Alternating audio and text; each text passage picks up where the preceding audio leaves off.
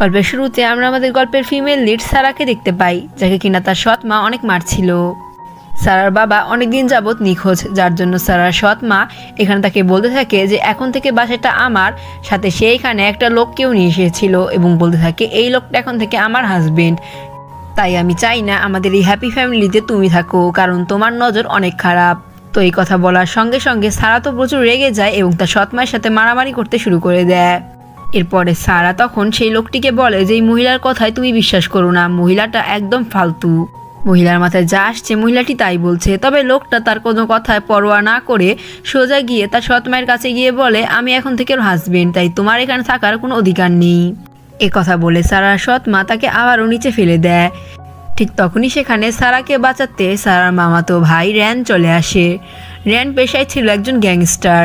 র্যানকে দেখে তো সারা অনেক বেশি অবাক হয়ে যায়, কারণ সে র্যানের সাথে ছোটবেলায় লাস্ট দেখা করেছিল, এরপরে আর র্যানের সাথে তার দেখা হয়নি।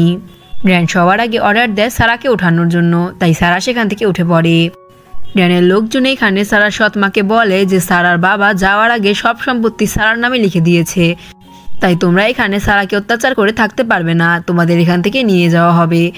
তবে যখন এই সমস্ত কথা সারার সৎ মা বিশ্বাস করছিল না, তখন র্যান তার লোকেদেরকে অর্ডার দেয় সারার সৎ মা এবং সারার সৎ মা যে লোকটিকে নিয়ে এসেছিল তাদের দুইজনকে যেন ঠিকানায় পাঠিয়ে দেওয়া হয়।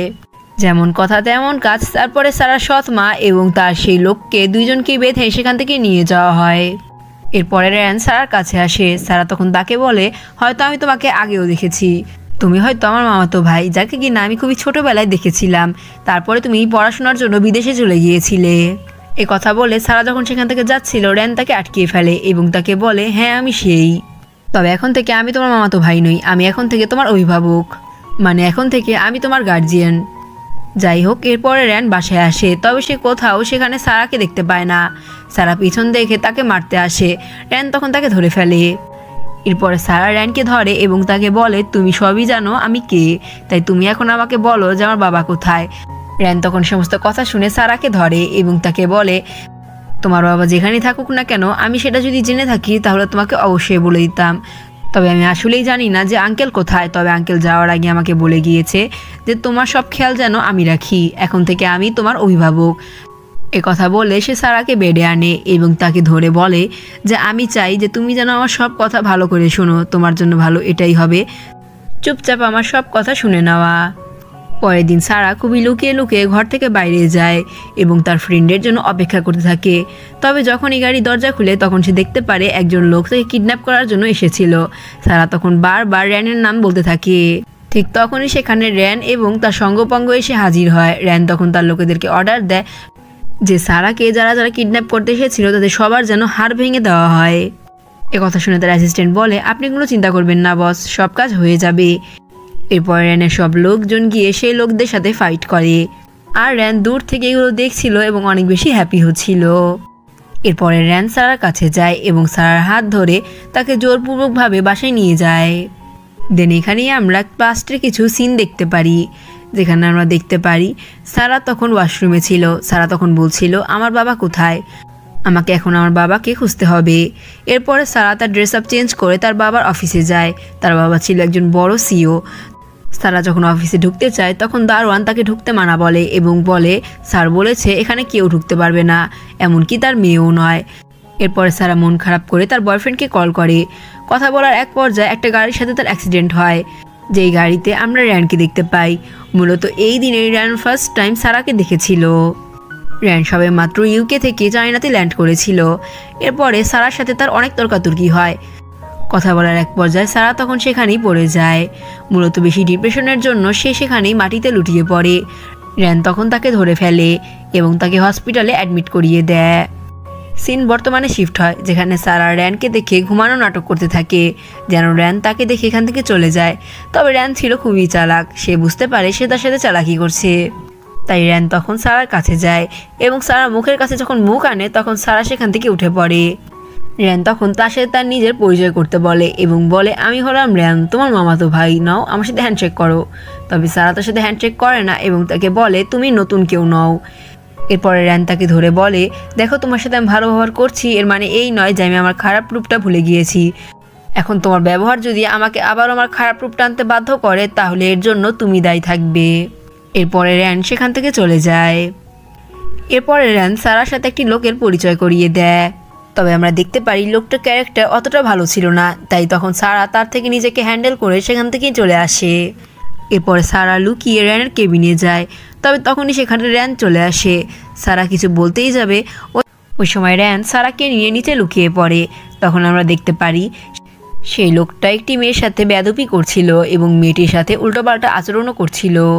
তখন সেখানে সারা এসে লোকটিকে সেই মেয়েটি থেকে দূরে করিয়ে দেয়।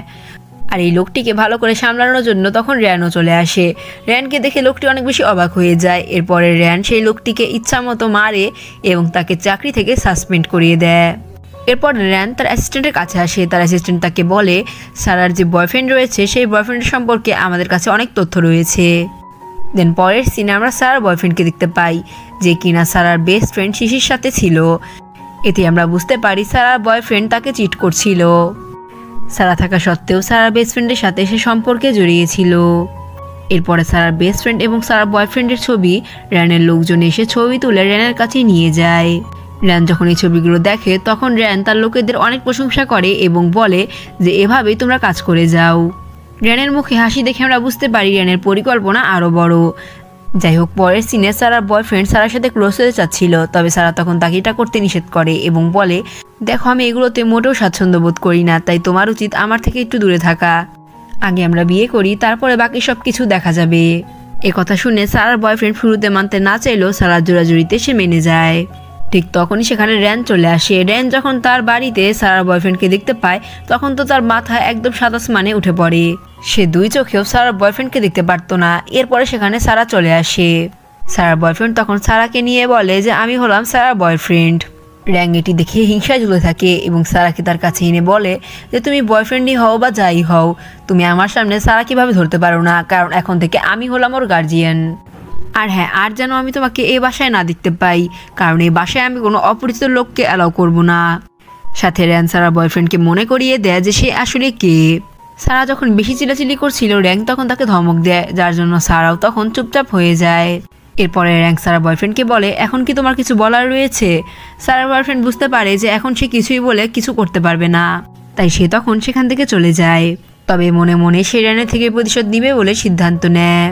যাই হোক, পরের দিন র্যান ও সারা দুইজনই খুব সুন্দর করে রেডি হয়ে একটি অনুষ্ঠানের উদ্দেশ্যে রওনা দেয়। ফ্ল্যাশব্যাকে আমরা দেখতে পারি যে সারার রাগ ভাঙানোর জন্য র্যান তার লোকেদেরকে সারার কাছে পাঠায়। র্যানের লোকেরা সেখানে অনেক সুন্দর সুন্দর ড্রেস নিয়ে আসে, যেগুলো সারার তো খুবই ভালো লাগে। তাই সারা এখান থেকে সুন্দর একটা ড্রেস বেছে সে অনুষ্ঠানে চলে যায়। অনুষ্ঠানে সে তার বেস্ট ফ্রেন্ড শিশিকে দেখতে পায়। শিশিকে দেখতে পেয়ে সে শিশিকে জড়িয়ে ধরে, তবে সে দেখতে পারে শিশির ঘাড়ে লাভ বাইট রয়েছে। শিশিকে যখন এই বিষয়ে জিজ্ঞেস করে শিশি তাকে ধাক্কা মারে, যার জন্য সারা দৌড়ে গিয়ে র্যানের কোলে পড়ে। সারার কিছু হওয়ার আগে র্যান তাকে ধরে ফেলে। এই সিনটা ছিল বেশ রোম্যান্টিক, যেখানে দুজনের চোখের সাথে দুজনের চোখে আই কন্ট্যাক্ট হচ্ছিল। এরপরে র্যান সারার জুতা চেক করে এবং সে দেখতে পারে সারার জুতা ছিঁড়ে গিয়েছিল। তাই সে তখন তার লোকেদেরকে অর্ডার করে। তার লোকেরা তখন ব্র্যান্ডের এক্সপেন্সিভ একটি জুতা আনে এবং র্যান নিজের হাতে সারাকে সেই জুতা পরিয়ে দেয়। সো গার্লস, তোমরা কারা কারা এমন একটা কেয়ারিং হাজব্যান্ড চাও তা অবশ্যই কমেন্ট বক্সে জানিও। যাই হোক, মূল গল্পে ফিরি। র্যানের এরকম আচরণ দেখে সারা অনেক বেশি খুশি হয়ে যায়। সে প্রথমবার র্যানের এরকম বিহেভিয়ার দেখলো। দূর থেকে তাদের দুইজনকে দেখে শিশি আগুনের মতো জ্বলছিল। এরপরে র্যান শিশির কাছে যায় এবং শিশিকে বলে, তুমি যা যা করেছো তা তোমাকে একদিন স্বীকার করতেই হবে, কারণ আমি সবার সামনে তোমাদের পর্দা ফাঁস করে দিব। একটা কথা মাথায় রেখো, কাউকে ঠকিয়ে কেউ কখনো সারা জীবন ভালো থাকতে পারে না। আমার কাছে তোমাদের দুজনের বিপক্ষে এভিডেন্স আছে, তাই তোমার জন্য ভালো এটাই হবে যে তুমি ভালোই ভালো স্বীকার করে নাও। ওই সময় সেখানে সারা এসে র্যানকে দূরে সরিয়ে দেয় এবং তাকে অনেক উল্টাপাল্টা কথা বলে। র্যান তার এই সমস্ত কথা শুনে অনেক বেশি রাগ করে। র্যান তখন তাকে বলে, আমি কেন আজ এরকম আচরণ করলাম তা তুমি খুব শীঘ্রই জানতে পারবে। এ কথা শুনে সারা তখন নিজের ভুল বুঝতে পারে। পরের দিন র্যান সারার খুবই ক্লোজ হয়ে সারাকে বেল্ট পরিয়ে দেয়। তবে সারা তো এটি দেখে অনেক বেশি অবাক হয়ে যায়। যাই হোক, র্যাং তখন সারাকে বলে, আজ আমি তোমার জন্য একটা বিশেষ সারপ্রাইজ রেখেছি।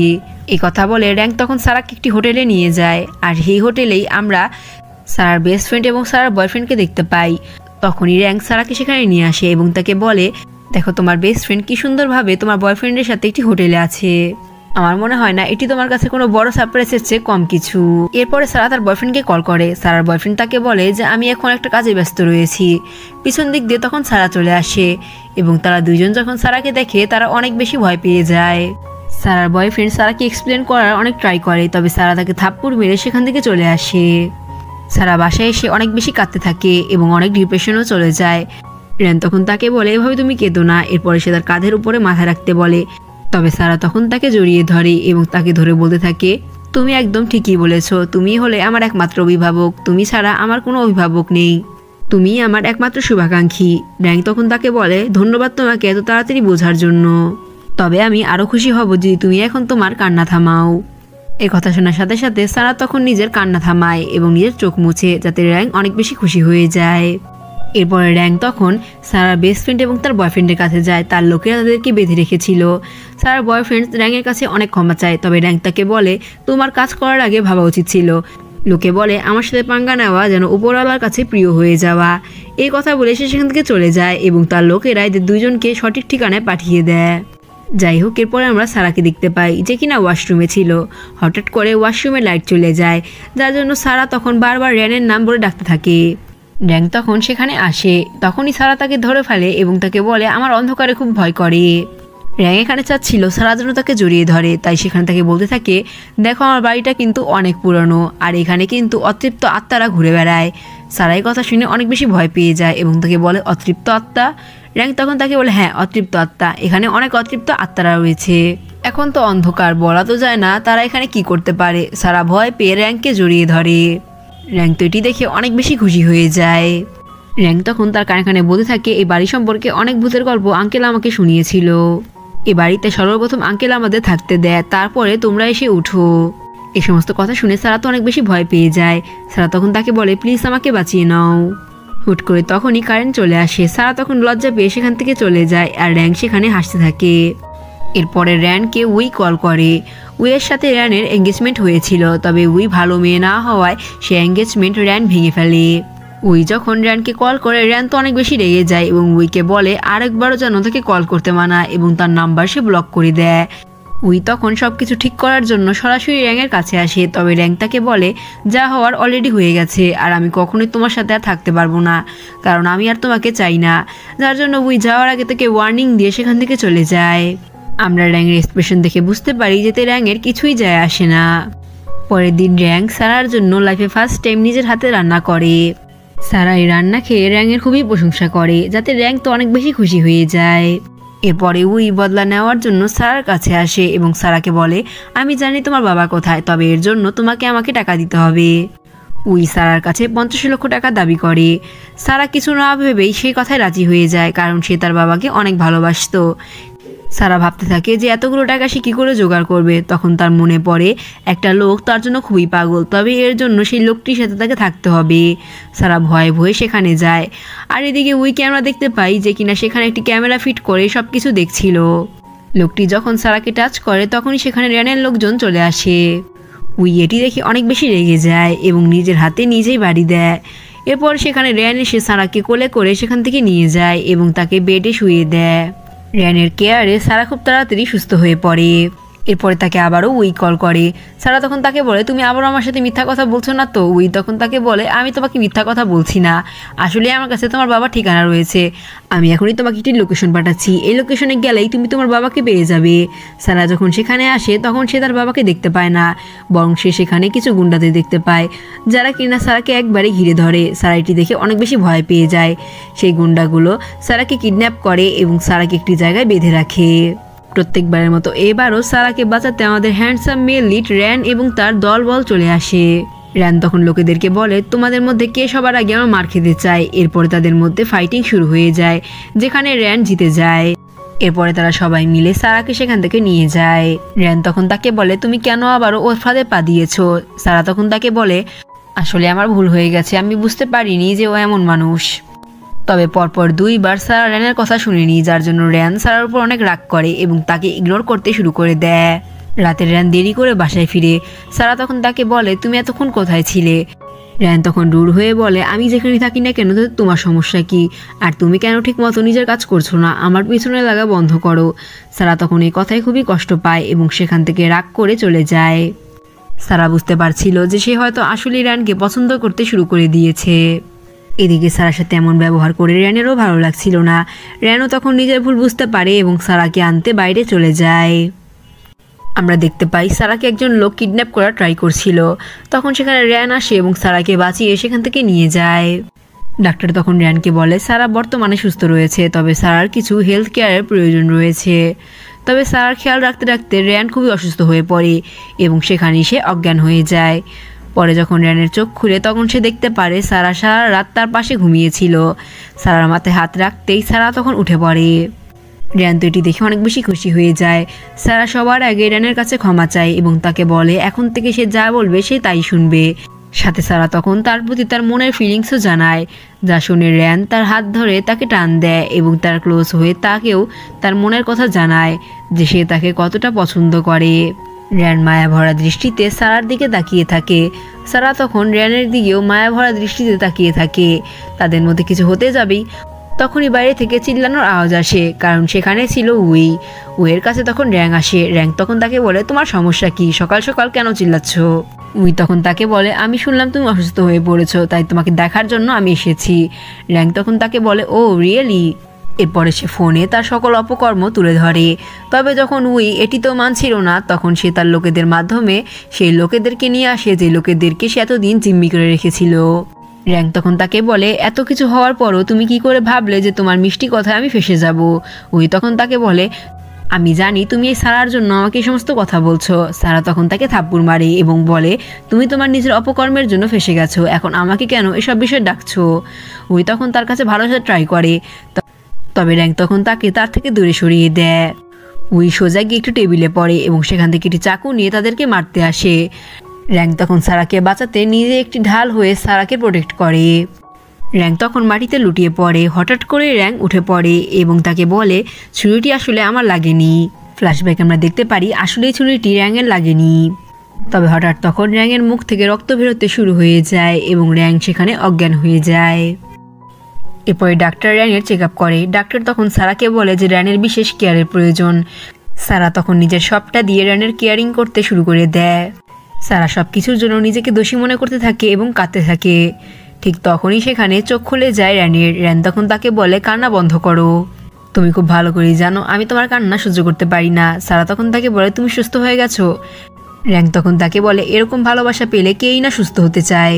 সারা যখন তার জন্য পানি আনতে যাচ্ছিল, র্যাং তখন তাকে নিজের কাছে আবারও টানে এবং তাকে বলে তোমার চোখে কি যে মায়া রয়েছে, যে মায়ায় আমি আজও গেঁথে রয়েছি। আমার এই বিপদের সময় শুধুমাত্র তুমিই একমাত্র মানুষ যে আমার পাশে রয়েছো। সত্যি আমি তোমার কাছে চিরকৃতজ্ঞ, তাই তোমার জন্য আমি একটা ছোটোখাটো গিফট রেখেছি, যাও তোমার গিফট নিয়ে নাও। তখনই সারা তার বাবার গলার আওয়াজ শুনতে পারে। সারা তখন দৌড়ে তার বাবার কাছে যায়। বাইরে সারা তার বাবাকে দেখতে পায় এবং তার বাবাকে দেখে সে অনেক বেশি খুশি হয়ে যায়। তারপরে সে দৌড়ে তার বাবাকে জড়িয়ে ধরে। সারা তার বাবাকে জিজ্ঞেস করে তুমি এতদিন কোথায় ছিলে? তার বাবা তখন তাকে বলে সবই আমার দোষ, তোমার সৎ মা সম্পত্তির লোভে আমাকে আটকে রেখেছিল। আজ যদি র্যান না থাকতো তাহলে মনে হয় না আমি আর জীবিত হয়ে তোমার কাছে আসতাম। এরপরে বাবা মেয়ে খুব সুন্দর একটা দিন কাটায়। সারার কাছে র্যানের অ্যাসিস্ট্যান্টের কল আসে, যেখানে র্যান অ্যাসিস্ট্যান্ট তাকে বলে র্যান উধাও হয়ে গেছে, যার জন্য সারা দৌড়ে সেখানে যায়। সে র্যানের অ্যাসিস্ট্যান্টকে বলে র্যান কোথায়? র্যানের অ্যাসিস্ট্যান্ট তখন তাকে বলে স্যার মনে হয় ওইদিকে রয়েছে, আপনি গিয়ে দেখে আসুন। এ কথা বলে সে হাসতে থাকে। সারা যখন সেখানে যায়, র্যান তখন খুবই ইউনিকভাবে সারাকে ম্যারেজ প্রপোজ করে, যা দেখে সারা তো একদমই অবাক হয়ে যায়। র্যান তাকে দেখে হাসতে থাকে। সারা তখন তার ম্যারেজ প্রপোজ অ্যাকসেপ্ট করে। এর পরের সিনে আমরা সারা এবং র্যানের বিয়ের সিন দেখতে পাই, যেখানে তারা অনেক বেশি হ্যাপি ছিল। অ্যান্ড তাদের এই হ্যাপি এন্ডিংয়ের মাধ্যমে আমাদের আজকের গল্পটি এখানেই শেষ হচ্ছে। গল্পটি কেমন লেগেছে অবশ্যই কমেন্টে জানাবেন। ভিডিওটি ভালো লাগলে ভিডিওটিকে লাইক করে চ্যানেলটিকে সাবস্ক্রাইব করে আমাদের পাশে থাকবেন এরকম নিত্য নতুন ড্রামা মুভিস পেতে। ধন্যবাদ সবাইকে এতক্ষণ পাশে থাকার জন্য।